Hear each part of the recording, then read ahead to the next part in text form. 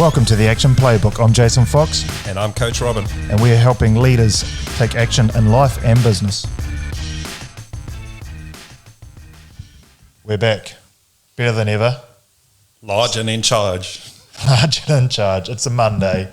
Let's go. You're listening to this on a Wednesday, so happy hump day, but Monday for us. Love starting the week with a podcast for you. Episode 28, Formula for Change. Formula for Change. What the heck?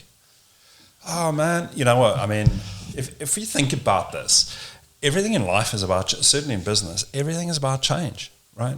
Yeah. If you're growing, you're changing. If you're not, you're dying. And that's a different podcast. But it's still changing. It's still changing, yeah. Maybe it's just not for the better. Yeah, it's changing for your competitors. But life is about change. And it's just such an interesting thing on how people deal with change. Mm-hmm. Some people would claim that they embrace change. I used to. And other people are very resistant to change. Yeah. And so I thought it would be a really good idea to come and have a chat about that on this podcast. Mm-hmm. Because what I do know now is that everybody has some form of resistance to change. Yep, I can see that. Yeah, because it's hard to be uncomfortable. Yeah, and does that come into this equation? Because there's a formula. So that what we're going to discuss here today, I suppose, is a formula that will help you overcome that change. Is that what we're doing today?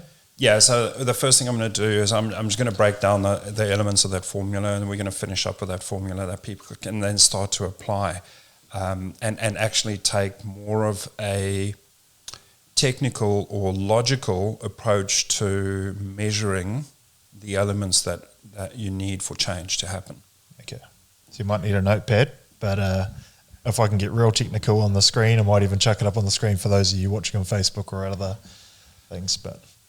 Where do we start, Robin? Tell me. I've heard this a couple of times, but don't ask me to remember it.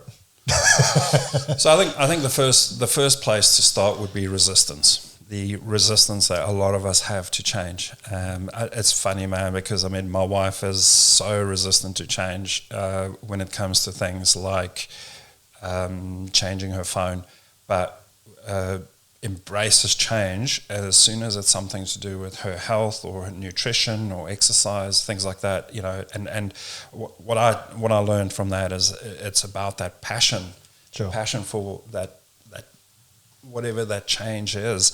But what I've also learned is that it's actually about seeing the benefits of the change, and for her, as soon as she sees that benefit, she runs towards it.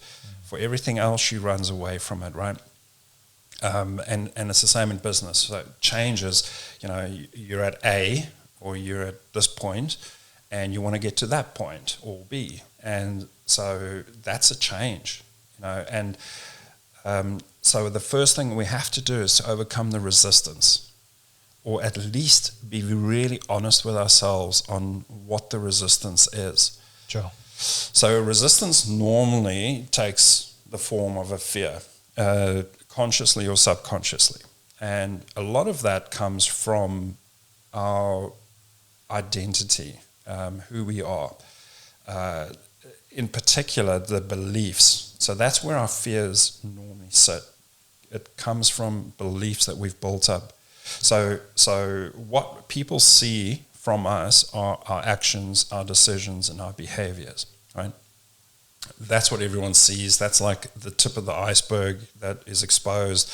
But below the surface are all these other things that people don't see. And those are the things that actually lead us to the decisions, the behaviors, and the actions that we take.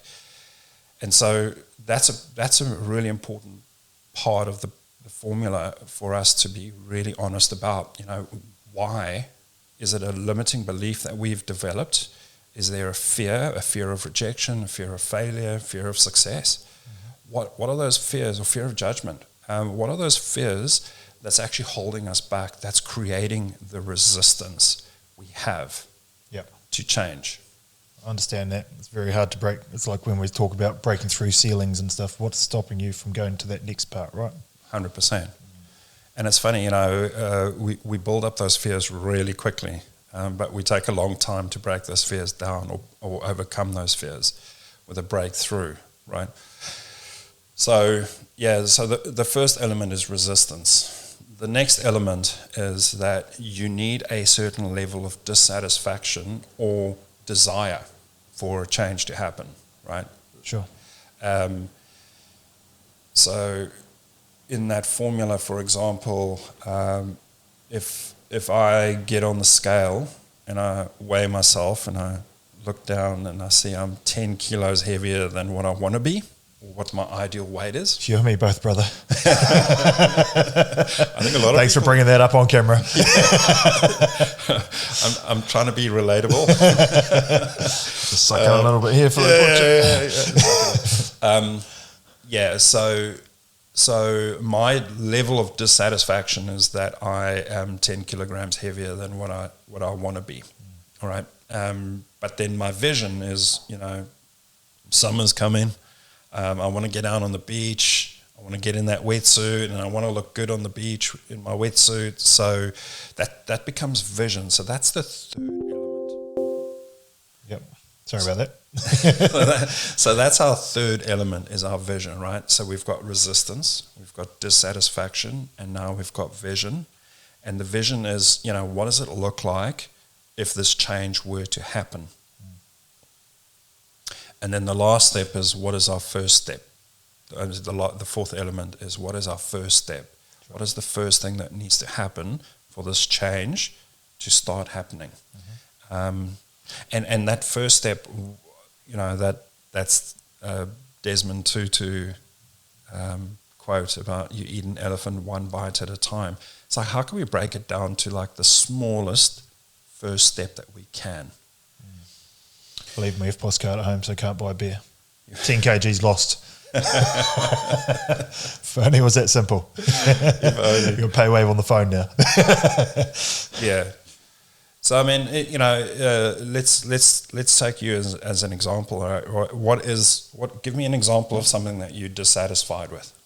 You brought it up, the 10 kgs. That's pretty much right. That's on my goals at the moment. I'm back in the gym at the moment, 4 days a week. Okay. So your resistance to losing that weight, where does that come from? I don't think there's any resistance for losing the weight. I want to lose the weight. What's stopping me is my resistance to stop being social. So it's your lifestyle. Yeah, it's the lifestyle. It's, like you just said, he's in town on Friday. He's quite keen to have a beer. And my head's going, brilliant. And I'm like, oh man, that's not congruent with my goal. All right, perfect. Okay, so we'll work on that as an example. So the formula goes D, so that was dissatisfaction, sure, times V, which is your vision, plus F, which is your first step. Yep. Is greater than. Remember, we've got to overcome our resistance. So it is greater than our resistance. Sure. Which in itself sounds like a complicated formula, but it's actually not. For change to happen, you just need to focus on those four things.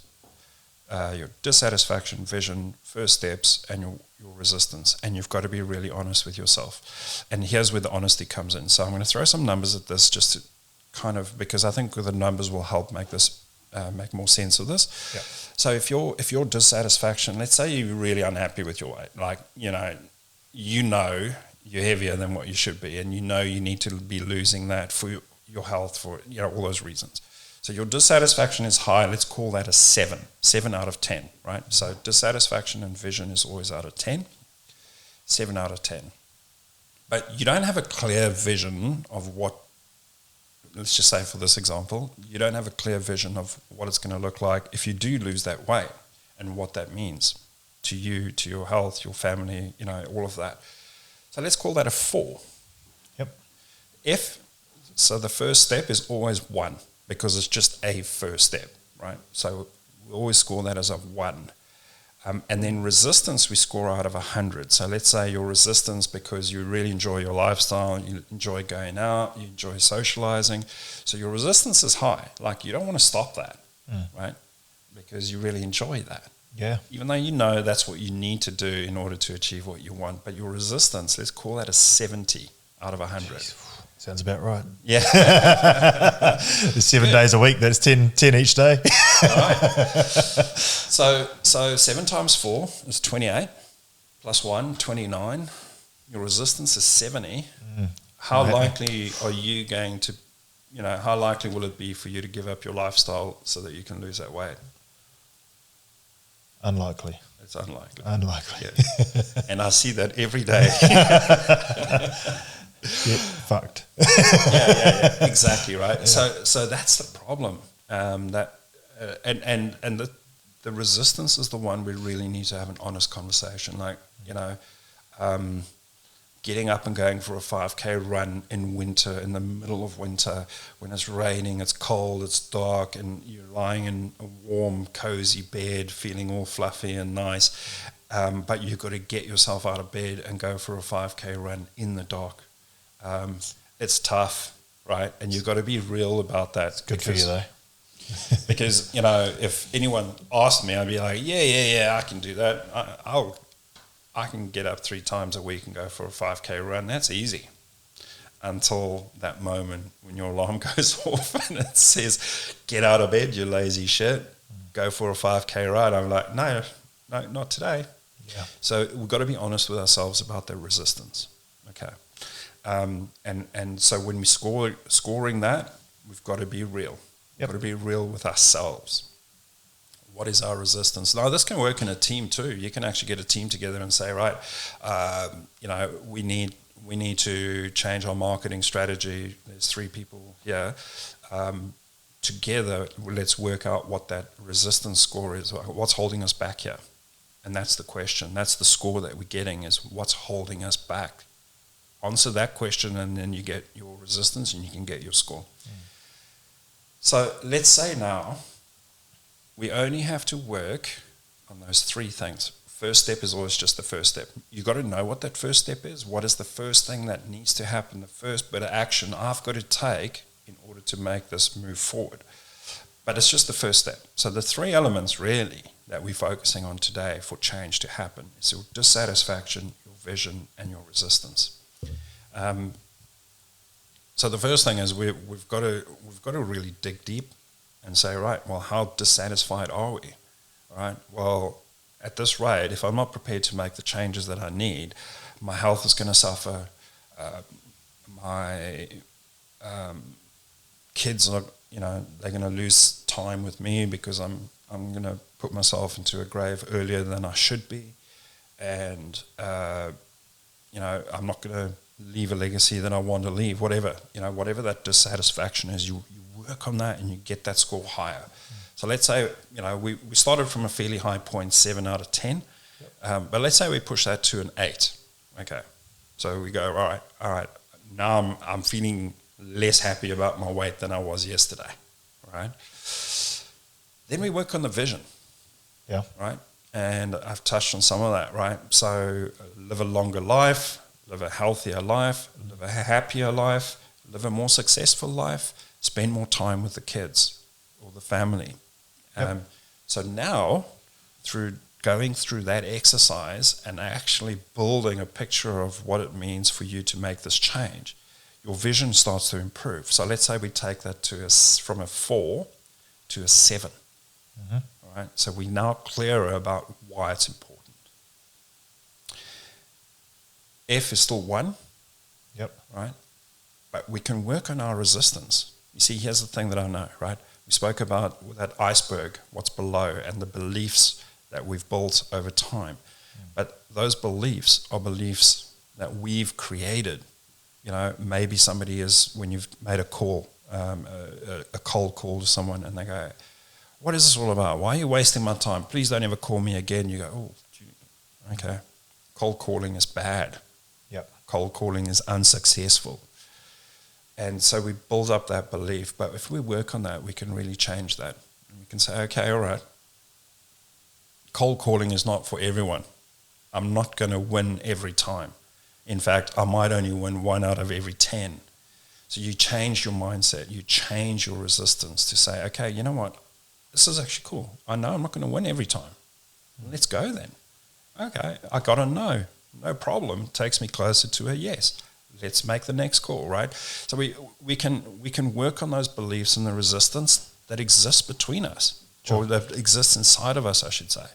And so let's say, for example, we work on that resistance now. It was a 70, right? You don't want to give up your lifestyle. But if I really sat down and we spoke about it and, explained that you're cutting off 10 years of your life if you didn't, et cetera, you reduce that resistance, let's say, to a 50. Mm-hmm. All right? So just to recap, right?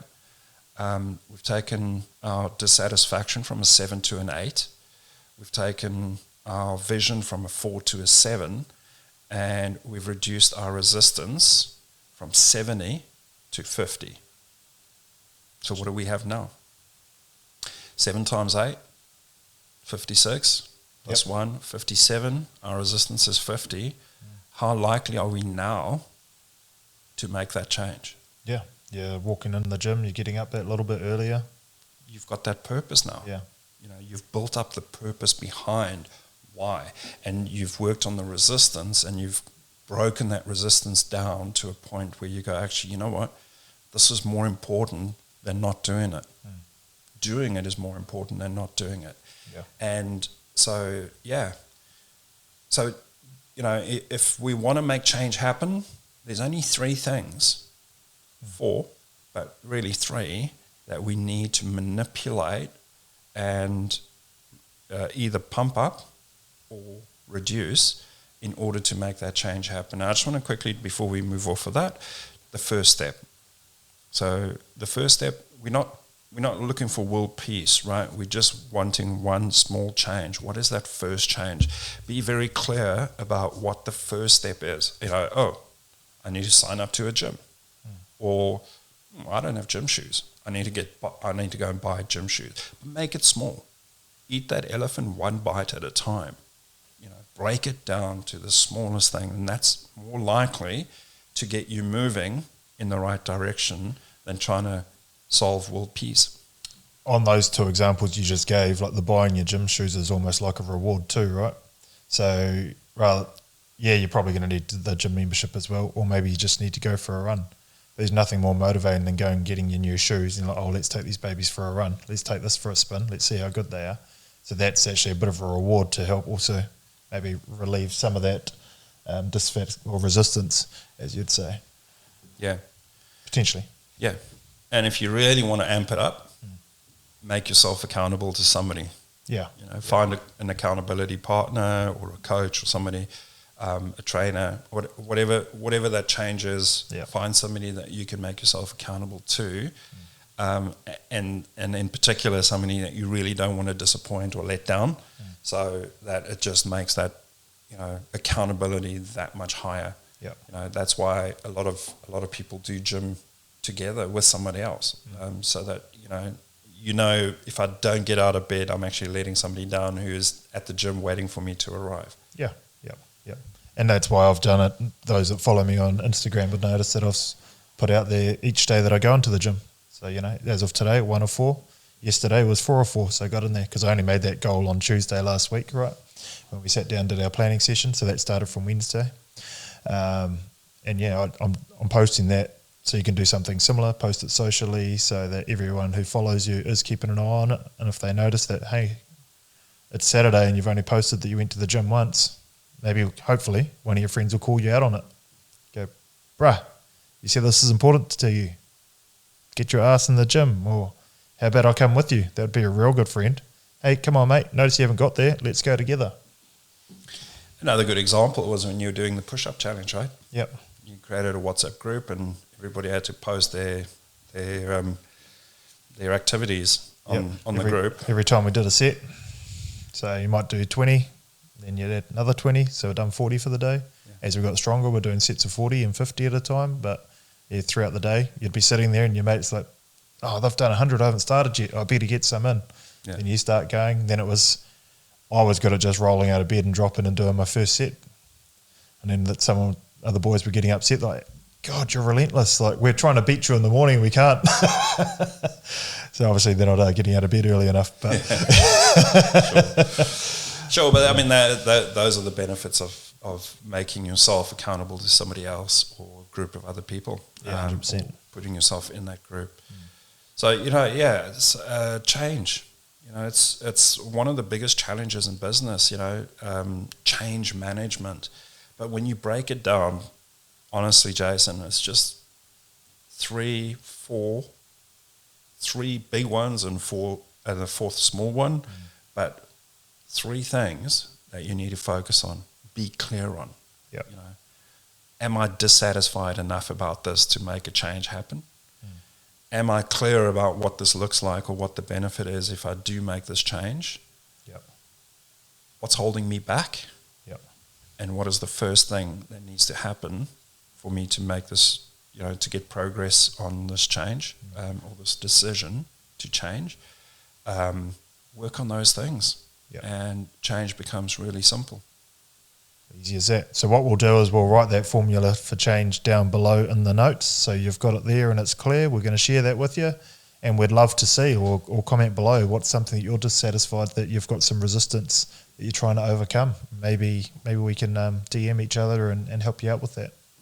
Yep. So what is your first step to making change happen? And get out there and take action.